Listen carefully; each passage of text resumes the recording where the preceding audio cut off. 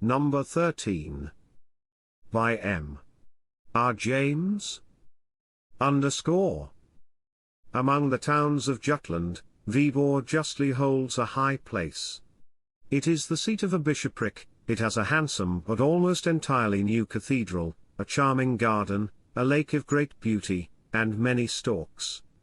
Near it is Hald, accounted one of the prettiest things in Denmark, and hard by is Findrup, where Marskestig murdered King Eric Glipping on St. Cecilia's Day, in the year 1286.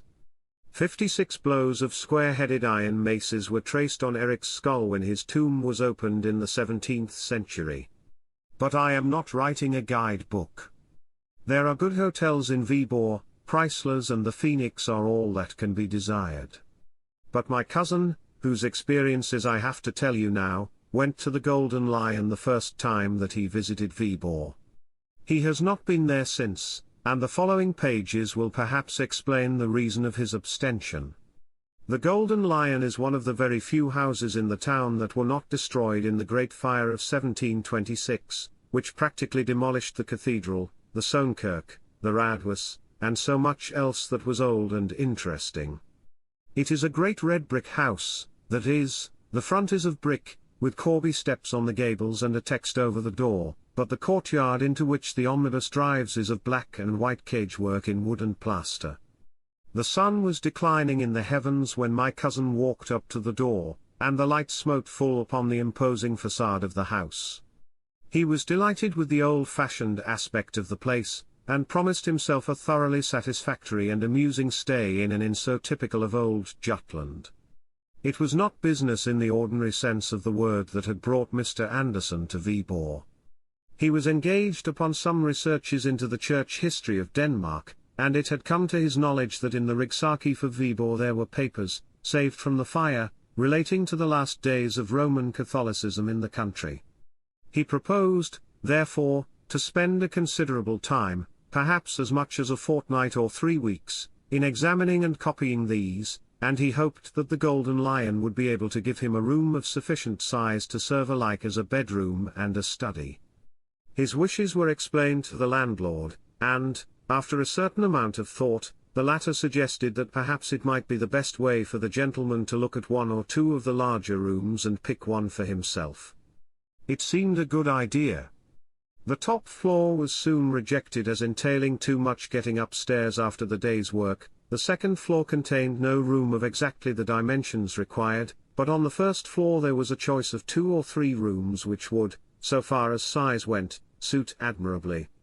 The landlord was strongly in favor of number 17, but Mr. Anderson pointed out that its windows commanded only the blank wall of the next house, and that it would be very dark in the afternoon.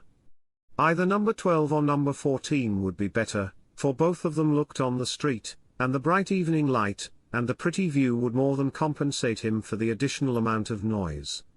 Eventually number 12 was selected.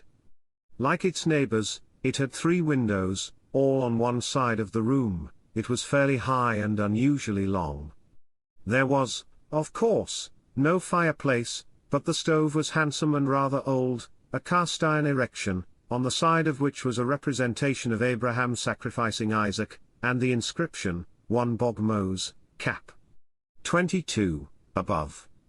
Nothing else in the room was remarkable. The only interesting picture was an old colored print of the town, date about 1820.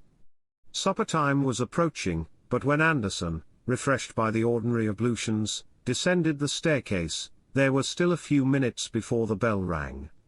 He devoted them to examining the list of his fellow lodgers. As is usual in Denmark, their names were displayed on a large blackboard, divided into columns and lines, the numbers of the rooms being painted in at the beginning of each line. The list was not exciting. There was an advocate, or sagfører, a German, and some bagmen from Copenhagen. The one and only point which suggested any food for thought was the absence of any number 13 from the tale of the rooms, and even this was a thing which Anderson had already noticed half a dozen times in his experience of Danish hotels. He could not help wondering whether the objection to that particular number, common as it is, was so widespread and so strong as to make it difficult to let a room so ticketed, and he resolved to ask the landlord if he and his colleagues in the profession had actually met with many clients who refused to be accommodated in the 13th room. He had nothing to tell me. I am giving the story as I heard it from him, about what passed at supper, and the evening, which was spent in unpacking and arranging his clothes, books, and papers, was not more eventful.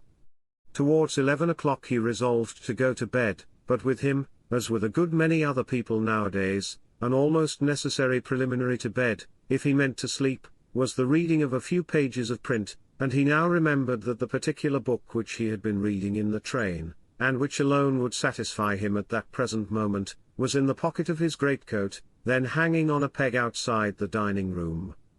To run down and secure it was the work of a moment, and, as the passages were by no means dark, it was not difficult for him to find his way back to his own door.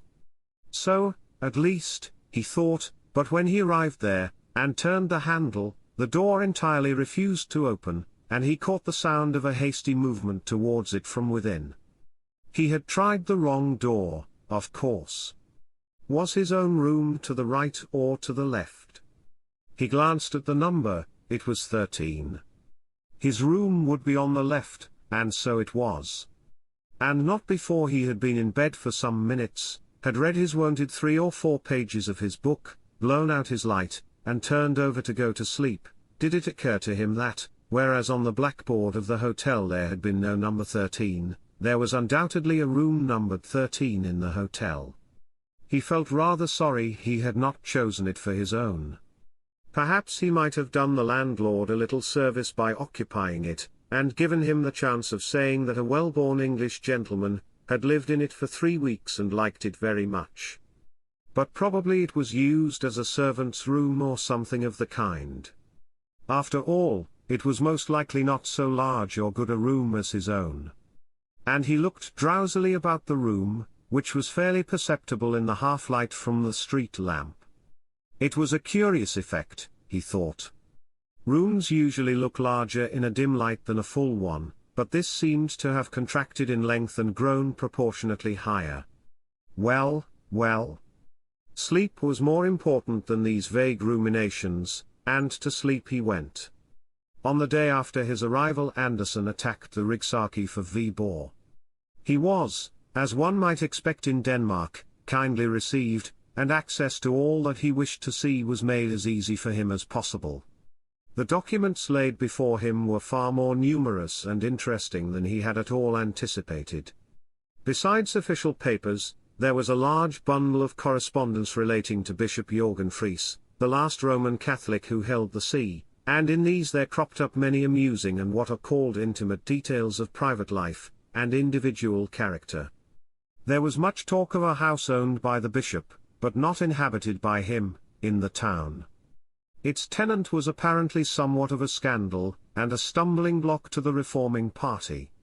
He was a disgrace, they wrote, to the city, he practiced secret and wicked arts, and had sold his soul to the enemy. It was of a piece with the gross corruption and superstition of the Babylonish church that such a viper and blood-sucking trollman should be patronized and harbored by the bishop.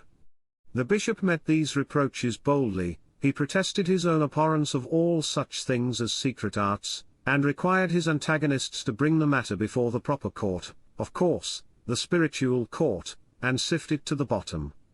No one could be more ready and willing than himself to condemn Mag. Nicholas Franken if the evidence showed him to have been guilty of any of the crimes informally alleged against him. Anderson had not time to do more than glance at the next letter of the Protestant leader, Rasmus Nielsen, before the record office was closed for the day, but he gathered its general tenor, which was to the effect that Christian men were now no longer bound by the decisions of bishops of Rome, and that the bishop's court was not, and could not be, a fit or competent tribunal to judge so grave and weighty a cause. On leaving the office, Mr. Anderson was accompanied by the old gentleman who presided over it, and, as they walked, the conversation very naturally turned to the papers of which I have just been speaking. Herr Scavenius, the archivist of Viborg, though very well informed as to the general run of the documents under his charge, was not a specialist in those of the Reformation period. He was much interested in what Anderson had to tell him about them. He looked forward with great pleasure, he said, to seeing the publication in which Mr. Anderson spoke of embodying their contents. "This house of the Bishop Fries," he added, "it is a great puzzle to me where it can have stood. I have studied carefully the topography of Old Viborg, but it is most unlucky, of the old terrier of the bishop's property which was made in 1560, and of which we have the greater part in the archive, just the piece which had the list of the town property is missing. Never mind. Perhaps I shall some day succeed to find him." After taking some exercise, I forget exactly how or where, Anderson went back to the Golden Lion, his supper, his game of patience, and his bed. On the way to his room it occurred to him that he had forgotten to talk to the landlord about the omission of number 13 from the hotel, and also that he might as well make sure that number 13 did actually exist before he made any reference to the matter. The decision was not difficult to arrive at. There was the door with its number as plain as could be, and work of some kind was evidently going on inside it, for as he neared the door he could hear footsteps and voices, or a voice, within. During the few seconds in which he halted to make sure of the number, the footsteps ceased, seemingly very near the door, and he was a little startled at hearing a quick hissing breathing as of a person in strong excitement.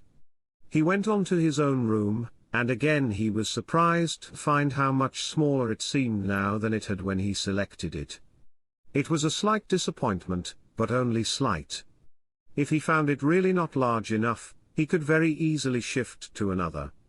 In the meantime he wanted something, as far as I remember it was a pocket handkerchief, out of his portmanteau, which had been placed by the porter on a very inadequate trestle or stool against the wall at the farthest end of the room from his bed. Here was a very curious thing, the portmanteau was not to be seen. It had been moved by officious servants, doubtless the contents had been put in the wardrobe. No, none of them were there. This was vexatious. The idea of a theft he dismissed at once. Such things rarely happen in Denmark, but some piece of stupidity had certainly been performed, which is not so uncommon, and the stoppage must be severely spoken to. Whatever it was that he wanted, it was not so necessary to his comfort that he could not wait till the morning for it, and he therefore settled not to ring the bell and disturb the servants. He went to the window, the right-hand window it was, and looked out on the quiet street.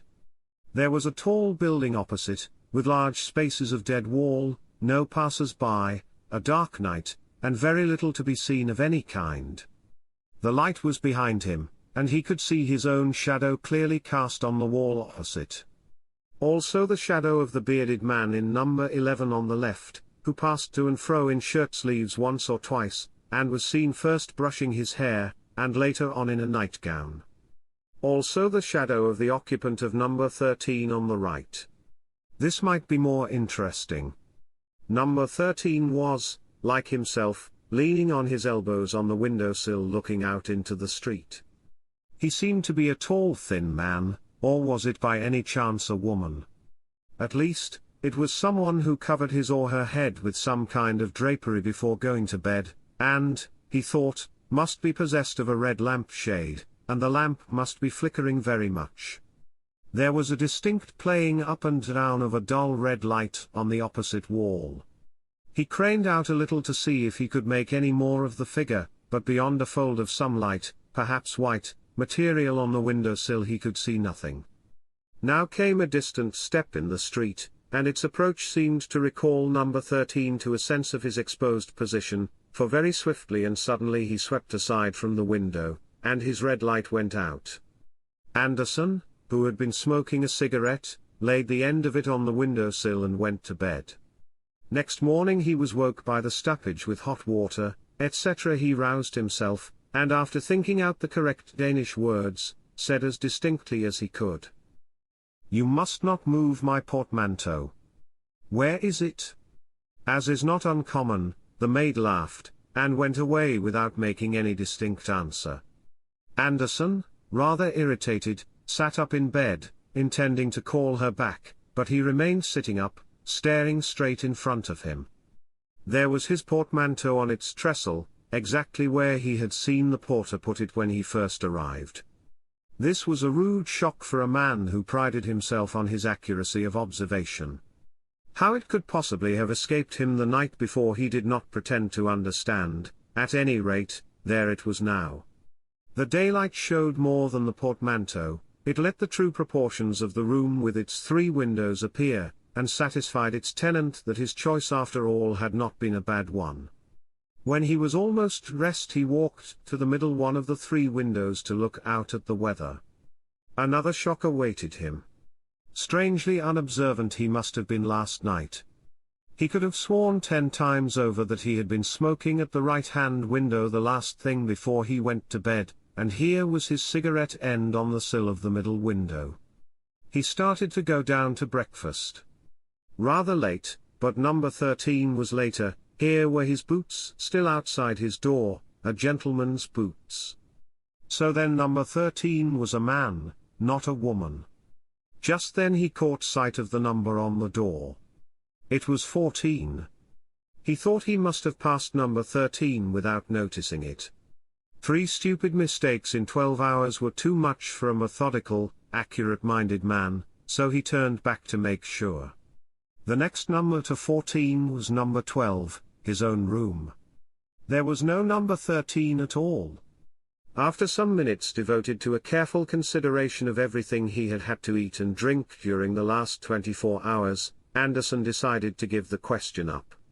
If his sight or his brain were giving way he would have plenty of opportunities for ascertaining that fact. If not, then he was evidently being treated to a very interesting experience. In either case the development of events would certainly be worth watching. During the day he continued his examination of the episcopal correspondence which I have already summarized. To his disappointment, it was incomplete.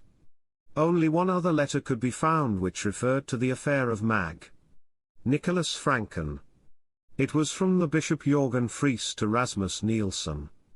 He said, "Although we are not in the least degree inclined to assent to your judgment concerning our court, and shall be prepared if need be to withstand you to the uttermost in that behalf, yet forasmuch as our trusty and well-beloved Mag. Nicholas Franken, against whom you have dared to allege certain false and malicious charges, hath been suddenly removed from among us, it is apparent that the question for this time falls.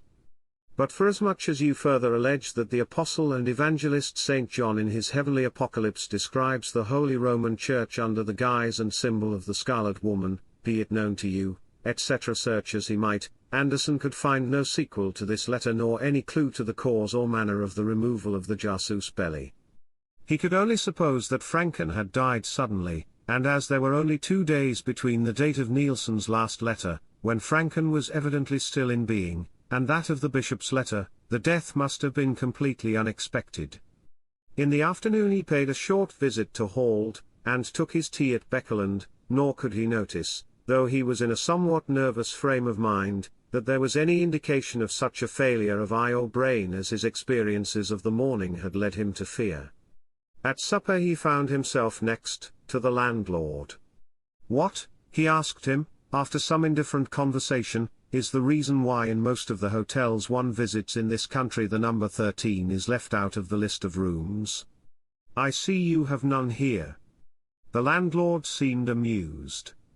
"To think that you should have noticed a thing like that. I've thought about it once or twice myself, to tell the truth. An educated man, I've said, has no business with these superstitious notions. I was brought up myself here in the high school of Viborg, and our old master was always a man to set his face against anything of that kind.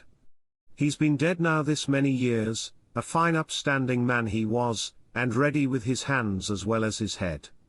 I recollect us boys, one snowy day." Here he plunged into reminiscence. "Then you don't think there is any particular objection to having a number 13? said Anderson. "Ah. To be sure. Well, you understand, I was brought up to the business by my poor old father. He kept an hotel in Aarhus first, and then, when we were born, he moved to Viborg here, which was his native place, and had the Phoenix here until he died. That was in 1876. Then I started business in Seelkebor, and only the year before last I moved into this house. Then followed more details as to the state of the house and business when first taken over. And when you came here, was there a number 13? No, no. I was going to tell you about that. You see, in a place like this, the commercial class, the travelers, are what we have to provide for in general. And put them in number 13. Why, they'd as soon sleep in the street, or sooner. As far as I'm concerned myself, it wouldn't make a penny difference to me what the number of my room was, and so I've often said to them, but they stick to it that it brings them bad luck.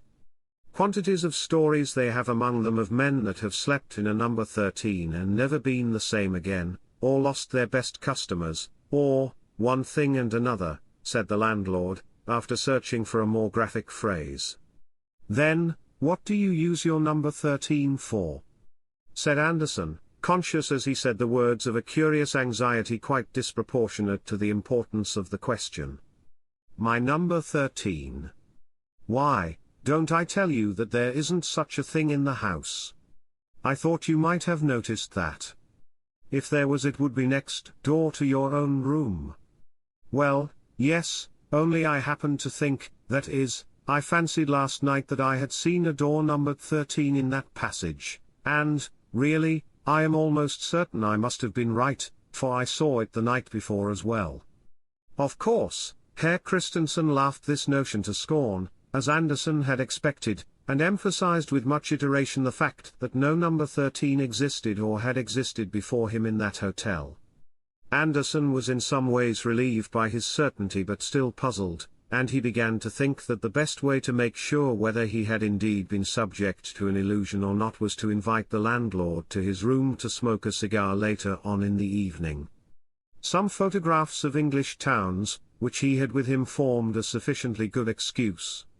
Herr Christensen was flattered by the invitation, and most willingly accepted it. At about 10 o'clock he was to make his appearance, but before that Anderson had some letters to write, and retired for the purpose of writing them. He almost blushed himself at confessing it, but he could not deny that it was the fact that he was becoming quite nervous about the question of the existence of number 13, so much so that he approached his room by way of number 11, in order that he might not be obliged to pass the door, or the place where the door ought to be. He looked quickly and suspiciously about the room when he entered it, but there was nothing, beyond that indefinable air of being smaller than usual, to warrant any misgivings. There was no question of the presence or absence of his portmanteau tonight. He had himself emptied it of its contents and lodged it under his bed. With a certain effort he dismissed the thought of number 13 from his mind, and sat down to his writing. His neighbors were quiet enough. Occasionally a door opened in the passage and a pair of boots was thrown out, or a bagman walked past humming to himself, and outside, from time to time a cart thundered over the atrocious cobblestones, or a quick step hurried along the flags. Anderson finished his letters, ordered in whiskey and soda, and then went to the window and studied the dead wall opposite, and the shadows upon it. As far as he could remember, number 14 had been occupied by the lawyer, a staid man, who said little at meals, being generally engaged in studying a small bundle of papers beside his plate. Apparently, however, he was in the habit of giving vent to his animal spirits when alone. Why else should he be dancing? The shadow from the next room evidently showed that he was.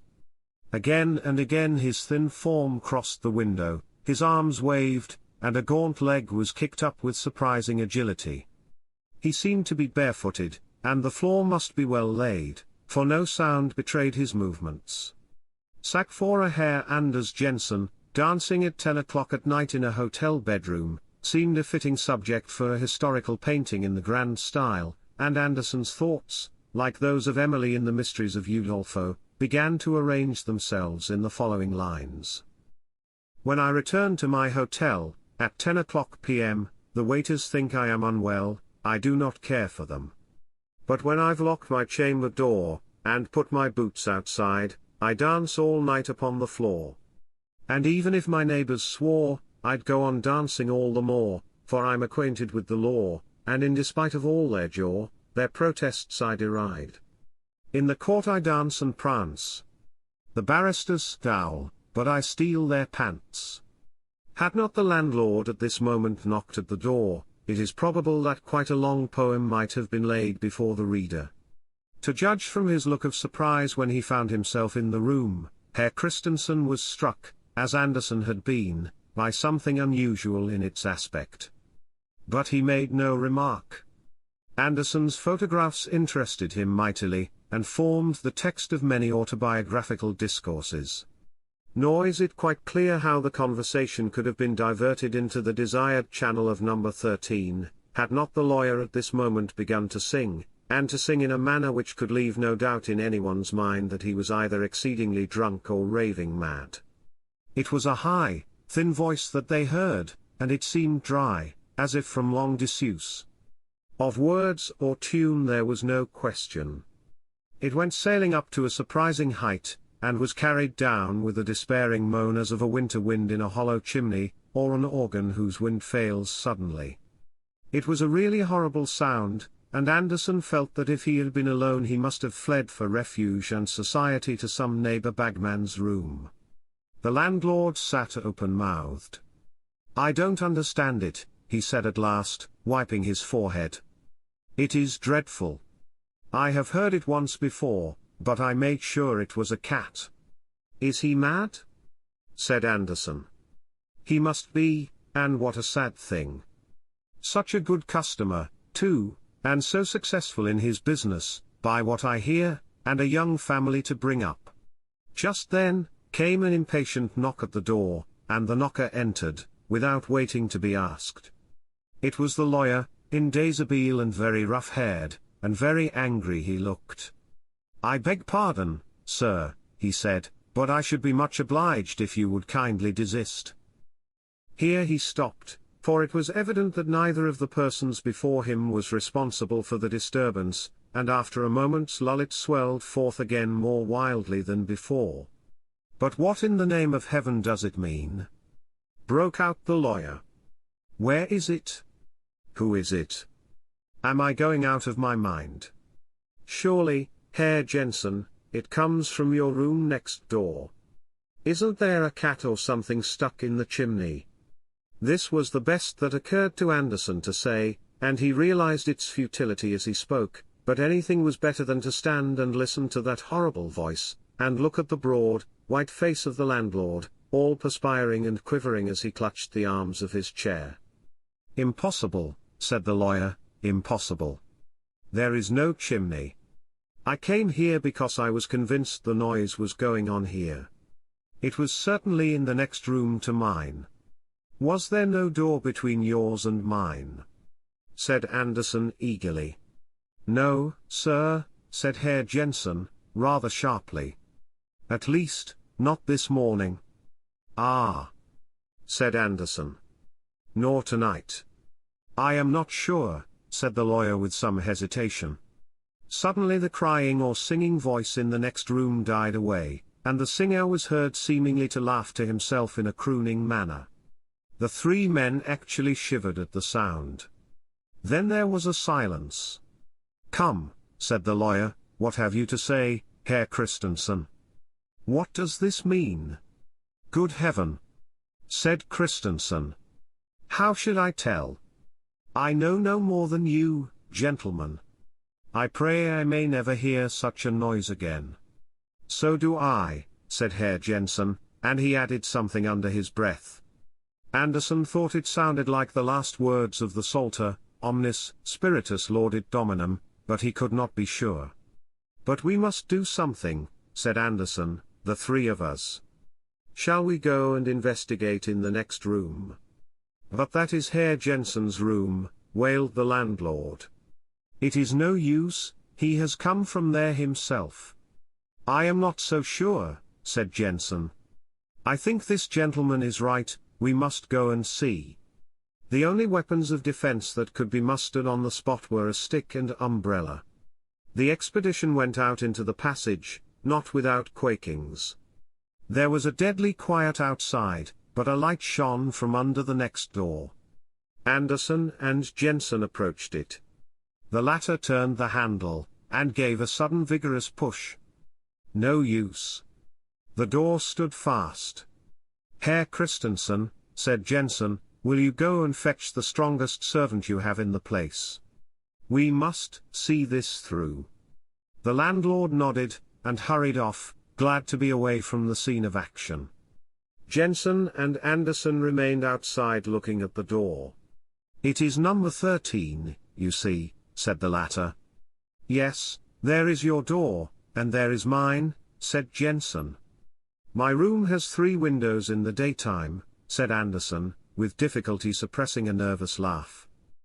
"By George, so has mine," said the lawyer, turning and looking at Anderson. His back was now to the door. In that moment the door opened, and an arm came out and clawed at his shoulder. It was clad in ragged, yellowish linen, and the bare skin, where it could be seen, had long grey hair upon it. Anderson was just in time to pull Jensen out of its reach with a cry of disgust and fright, when the door shut again, and a low laugh was heard. Jensen had seen nothing, but when Anderson hurriedly told him what a risk he had run, he fell into a great state of agitation, and suggested that they should retire from the enterprise and lock themselves up in one or other of their rooms.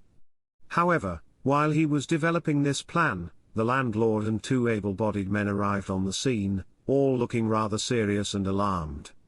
Jensen met them with a torrent of description and explanation, which did not at all tend to encourage them for the fray. The men dropped the crowbars they had brought, and said flatly that they were not going to risk their throats in that devil's den. The landlord was miserably nervous and undecided, conscious that if the danger were not faced his hotel was ruined, and very loath to face it himself. Luckily Anderson hit upon a way of rallying the demoralized force. "Is this," he said, "the Danish courage I have heard so much of? It isn't a German in there, and if it was, we are 5 to 1. The 2 servants and Jensen were stung into action by this, and made a dash at the door. "Stop," said Anderson. "Don't lose your heads. You stay out here with the light, landlord, and one of you 2 men break in the door, and don't go in when it gives way." The men nodded, and the younger stepped forward, raised his crowbar, and dealt a tremendous blow on the upper panel. The result was not in the least what any of them anticipated. One dash of the crowbar and suddenly a hole far too large for the proportional force appeared in the wall. A light emanated from it bright as day, but with none of the comfort of the sun and commonness and sanity it brought. It instead carried the feeling of a shocking light forced into a sleepy eye which is not ready for it. The gathered party watched in horror as the opening began to grow in size, but without the wall breaking away. Soon the aperture was the size of a doorway, and in the light a backlit figure could be seen. Anderson was surprised as any that he was able to unfreeze his lips, but speak he did. "Nicholas Franken, I presume," said Anderson. "Yes," said a thin voice, "not many would stand their ground." You speak?" Anderson started with surprise. "I speak your tongue." "Yes. And in the mode of your age also." "I have had much time to observe your world," said Franken. "Dash his head in," said Jensen, grabbing the crowbar from his man. "What use is a crowbar against one dead these centuries?" asked Christensen. "He is not of our world any more." A coldness began to seep into the hall along with more of that painfully bright light. Anderson, as did his companions, somehow knew that this was more than the maw of a beast in metaphor only. Franken was feeding on them somehow. To what end, and what would become of them if it was not stopped they did not know, but they cared not to think.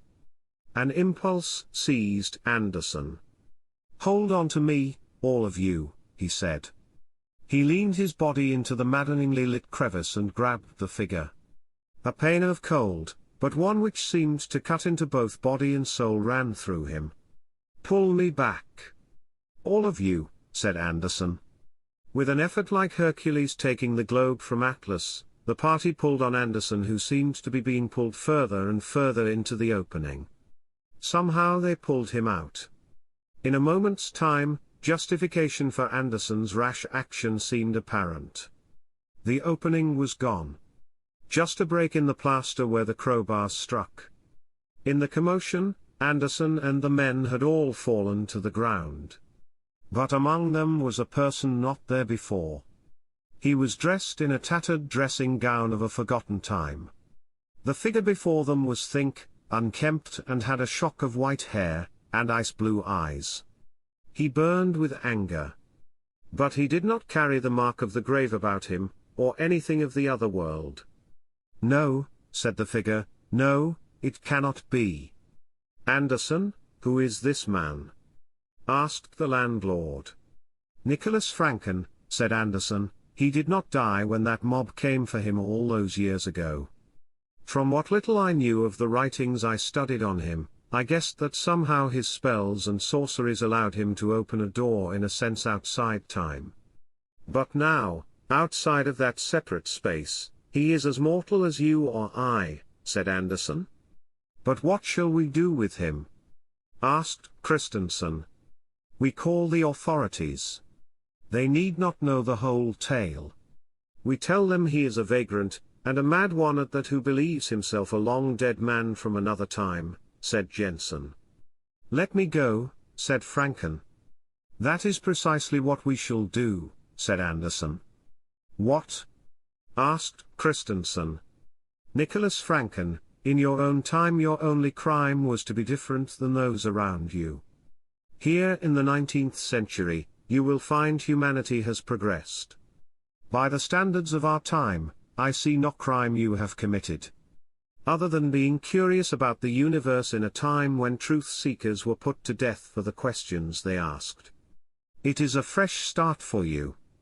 Will you make the most of it?" asked Anderson. Franken's grimace softened, and his face took a look of awe. "Perhaps men have changed since my time. Yes, I shall give this world a chance. And if there are even a few as enlightened as you, Anderson, perhaps the world is better suited to me now." An early cock in the yard beneath was heard to crow, and as Anderson glanced in the direction of the sound, he saw through the window at the end of the long passage that the eastern sky was paling to the dawn. It was decided that once given some clothes of the modern day, and a bit of coin, that the group best see Franken on his way. Anderson wrapped up his affairs in town, and decided it was time he too was moving on to his next venture. I had the whole story from him a few months later, as we sat in a wood near Uppsala, after a visit to the library there, where we, or, rather, I, had laughed over the contract by which Daniel Salthenius, in later life professor of Hebrew at Königsberg, sold himself to Satan. Anderson smiled stoically.